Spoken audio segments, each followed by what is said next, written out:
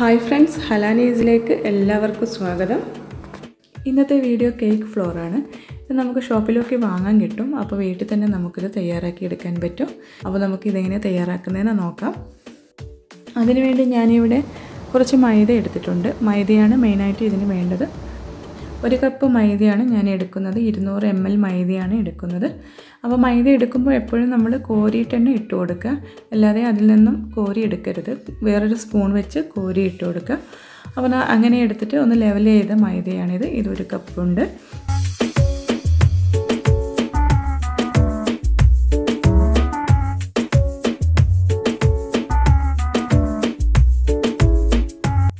ഇനി നമുക്ക് ചെയ്യാനുള്ളത്, ഞാനിവിടെ 1 ടേബിൾ സ്പൂൺ എടുത്തിട്ടുണ്ട്.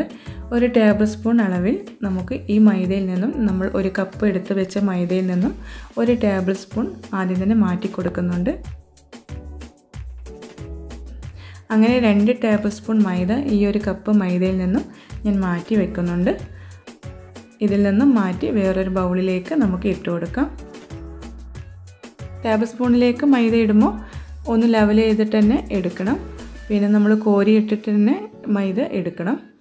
അപ്പോൾ ഇത് ഞാൻ വേറൊരു ബൗളിലേക്ക് മാറ്റി കൊടുക്കുന്നുണ്ട്. ഇനി നമുക്ക് ഈ മൈദ ഒരു സൈഡിലേക്ക് മാറ്റി വെക്കാം. ഇനി നമുക്ക് വേണ്ടത് കോൺഫ്ലോർ ആണ്. ഞാൻ അതിവിടെ ഒരു ബൗളിലേക്ക് എടുത്തിട്ടുണ്ട്. അപ്പോൾ നമുക്ക് നേരത്തെ നമ്മൾ മൈദ മാറ്റിയിട്ടുള്ള അതേ സ്പൂണിൽ തന്നെ, അതേ ടേബിൾ സ്പൂണിൽ തന്നെ നമ്മൾ കോൺഫ്ലോർ അളന്നെടുക്കുന്നുണ്ട്.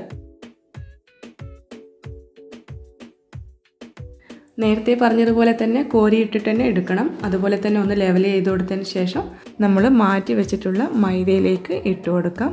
2 ടേബിൾ സ്പൂൺ കോൺഫ്ലോർ ഈ മൈദയിലേക്ക് ഇട്ട് കൊടുക്കുന്നുണ്ട്.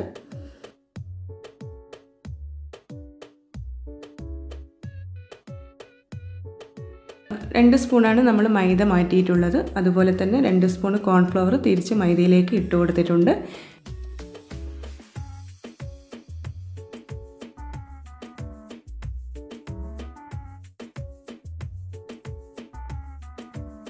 ഇപ്പോൾ ഞാൻ മൈദയിലേക്ക് കോൺഫ്ലോർ ഇട്ട് കൊടുത്തിട്ടുണ്ട്. ഇതൊന്ന് ലെവൽ ചെയ്യുക. അപ്പോൾ ഇത് 1 കപ്പ് കറക്റ്റ് ആയിട്ടുണ്ട്.